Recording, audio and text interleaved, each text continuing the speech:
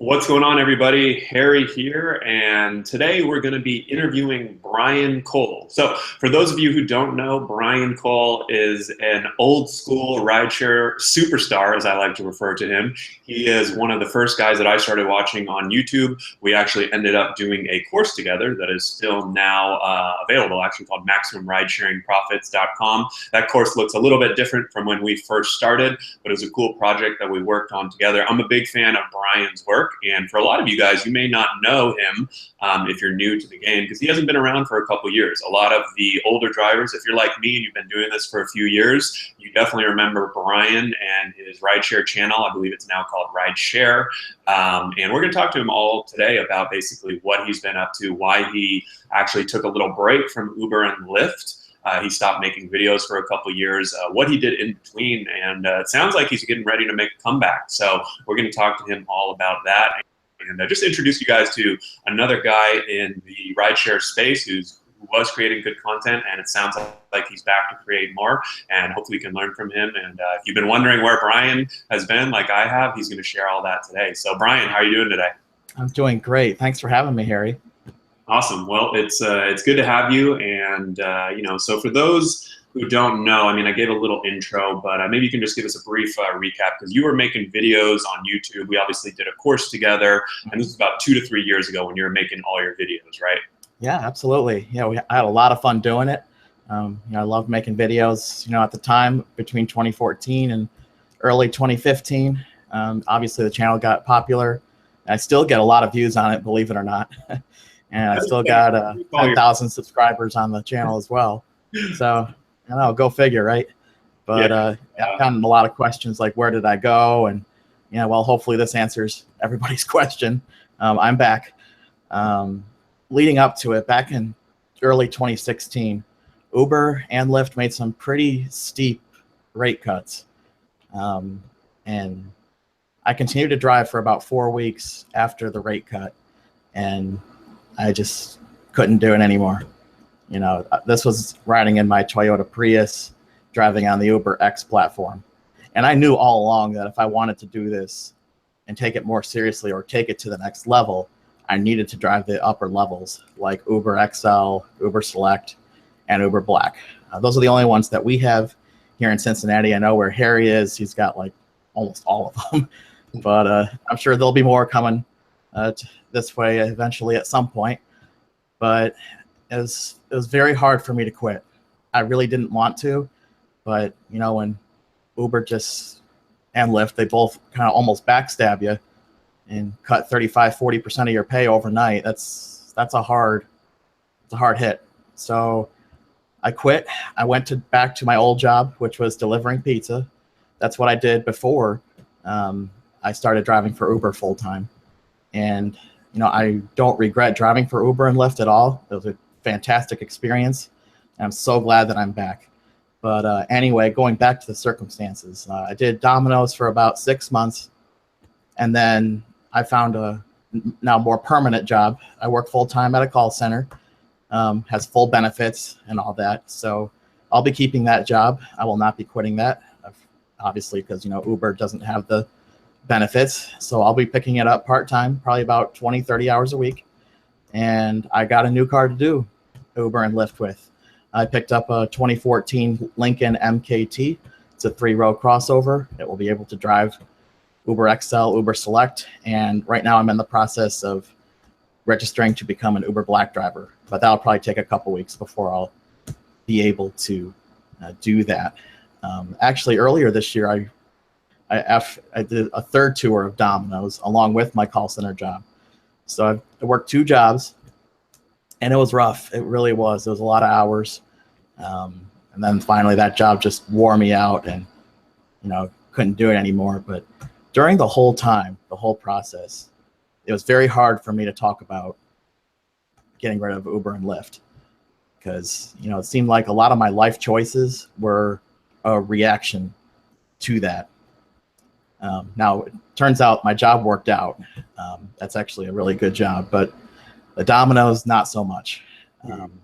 There's still some good people that I worked with, and I love delivering pizza, but there were other circumstances at the store, and also just I was working 70, 80 hours a week. I was really tired. So I just couldn't keep up with that. So it's like, all right, let's quit and recharge the battery, so to speak. Yeah. And I'm really glad I did that and just said, enough is enough. I just wanted to, take a look at my life and see, what do I want to do? Right. And the thought of driving for Uber and Lyft was always on my mind. And I could not be more excited to tell you, Harry, and everybody else that starting tonight, I am going to hit the road. That's awesome. Well, I appreciate you sharing all that info because I know definitely, your channel has thousands of subscribers, and I'm sure a lot of your subscribers, and also mine, and Uberman subscribers, right? We guys, all of us, I think, have supported each other, Right. as bloggers, and trying to help our viewers and everything. I think we all have that in common, and I know that I'm hearing, over the past couple of years from, honestly, multiple people that, hey, what happened to Brian Cole? And, so I appreciate you sharing all that info in that story. And it sounds like it was tough having to leave Uber and Lyft a couple of years ago. And obviously, I guess what we all saw was that you sort of stopped producing videos. I'm looking right here on your channel. And of course, we'll link to your channel in the show notes so people can go and take a look. But it looks like your last video was a couple of years ago. So it sounds like when you quit, you also sort of stopped making videos too, right? Right. But that will be changing. I will be starting to make videos. I'm planning on recording my first one after I'm done with you, Harry. Whoa, after you're done with me? What do you mean? Right. Yeah, after we're done with the interview. This is I know. But it'll be a video saying I'm back. I'll give a quick rundown of what to expect. I also got the domain out for the Rideshare. I'm sure you remember Res LaBoy. That was his idea for the name of that website. So if he's listening to this, right back at you, man. Awesome. But it'll be a blog and mostly a YouTube channel because I love recording, getting videos out there. Well, yeah, and I know a lot of viewers probably miss your videos too. So I think I'll be the first one to say welcome back, and I'm definitely looking forward to seeing what you're going to come up with. It sounds like you had a couple years where there was no Uber and Lyft in your life, and you're able to get back. And sounds like with a full-time job with the benefits and everything, and the combination of Uber and Lyft part-time going forward, hopefully that'll work out. Does that seem like what you're going to try and do going forward? The combination of both, or? Yep, I'm changing my work schedule a little bit. It's not Monday through Friday. It's a little complicated, but basically you have to work one weekend day and 4 weekdays. So I'm going to take Friday off. That makes sense as it's a much higher, volume day for Uber. And eventually I'd like to take Saturday off and start working Sunday, but that'll probably be a while due to circumstances at my job. But at least I can do the Friday one pretty much immediately. And also where my job is, it's like almost like a mile south of downtown Cincinnati. So once I'm off work, I'm in prime location to start, Ubering for the night. I'll probably do it for a couple hours after each work shift, and then work a 8-10 hour on my days off. Yeah, definitely. And so during your 2 years, it sounds like you took a 2-year hiatus really from Uber. Was it tough? Were there times where you really missed it, where you wanted to come back, or did you think every day? Every day. Every day. I loved it. Between Uber and Lyft, during that time, I took just short of 4,000 trips. Wow. So, of course, I was full time. And, if you remember, Harry, at first, I was working 80, 90 hours a week driving for Uber. So those rides would accumulate really, really quick. Yeah, no, I think that's one thing that people loved about your channel is that you're a hard worker, you're a hustler, and you're showing that you can get it done. Sometimes all it really takes is just to outwork people, and I think that's what a lot of resonated with your channel and why a lot of viewers love your videos and were so passionate. You're like, hey, I'm not doing anything special, I'm just working my ass off, right? And sometimes people are always looking for shortcuts and hacks and tips and tricks, and sometimes it's just more about putting in the work. effort. And I know that's one thing that I know from working with you firsthand is that you're definitely a hard worker. Anytime you get an email from someone at 4 a.m., you know that they're working hard. And I'm glad to see that you're back. Uber has changed a lot in the past 2 years. What are you looking forward to? What are you nervous about coming back to Uber? Because they just announced the other day that there's 2 million drivers in the U.S., so that's quite up. There's a lot that's different, some good, some bad. There's a tipping option. I mean, there's lots has changed since you last drove for Uber. Oh, so what are you looking absolutely. So the first item that was not there last time that is there now is the destination mode. Mm-hmm. I am strongly looking forward to that feature. I really wish I had that one last time around. That would have been really, really nice to at least find someone going in the direction that I want to go to if I want to go home, or going in the direction I want to go to when I start for the night. Yeah, and it's actually being rolled out to every city in the U.S. too. Yes. So if your city doesn't have it now, you'll have it in a couple of months too. So that's a good one. Okay. Yes, absolutely. So the tipping option has not hit Cincinnati yet, but it probably will by the end of July, about a month from now, if not sooner. So that's just going to be a matter of time. Yeah. And of course, Lyft already has it. That's what they're known for. But apparently, Lyft is also rolling out their luxury option. And I'm not sure when it's going to hit Cincinnati, but when it does, that'll be an extra bonus for me. At least it gives me more chances to, take rides, because the car that I picked up by design was going to handle Uber Black, Uber XL, Uber Select, Lyft, Lux, all the high-end platforms. Mm-hmm. So it was intentional. It was by design. Obviously, I'm going to miss the gas mileage of my Prius, but I think the gas mileage sacrifice is going to be well worth the much higher fares. Gotcha. Okay, cool. So sounds like you're getting ready to make that comeback. So what should drivers, and like I said, we'll leave a link to your channel in the show notes, but what should viewers or drivers really expect to see from you in the future? Are you going to go and be releasing videos on your experience? Should we sort of expect you to start seeing a few videos in the future here and there?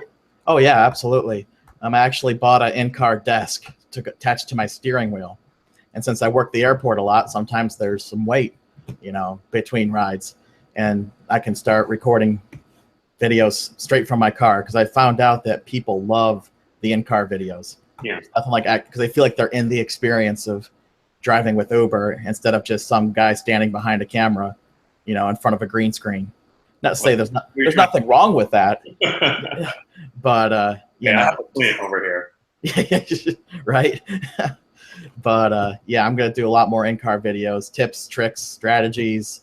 I mean, that's how my channel got well known, because I tried to be as helpful as I could to people. Of course, not everybody agreed with it. It's always going to happen, but I still overall would love to do that again, and will be. Oh, awesome. Well, I know you still have a lot of thousands of subscribers out there that are still waiting for that content. So I think they're going to be excited to see that you're back. I know I'm excited to see what you come with, and I really appreciate you jumping on the channel. And, hopefully we'll be able to get the word out that Brian Cole is back, baby. And you're going to be creating videos and driving for Uber and Lyft. And I think that you'll be a great person, great personality to have in the rideshare space. Obviously, I'm all about, helping drivers, and the more people that I think are out there creating content to help drivers, the better. So with that being said, thank you, Brian. And if there's anything you want to say before we get out of here, feel free to let the audience know. Probably the last thing I would leave people with is, because I for a while was able to avoid all the troubles that Uber X drivers were having. Like, they weren't finding rides, or the fares were too low for them because they had a different kind of car than I did. And say, if you really are serious about making Uber work, then do what you got to do, such as what I did. Get a car that can drive the upper platforms, or change your driving strategy, to make Uber X work out. Because I don't live necessarily in a high volume market per se, but there's always going to be rides. It's up to you to find them. I said that a couple of years ago, and I believe the same is true now. Cool. And Brian, thank you very much for coming on. We'll look forward. I'm going to be setting my notifications on for your channel, and I'm going to be waiting for your first video. Right on. Thanks, Harry. All right, take care.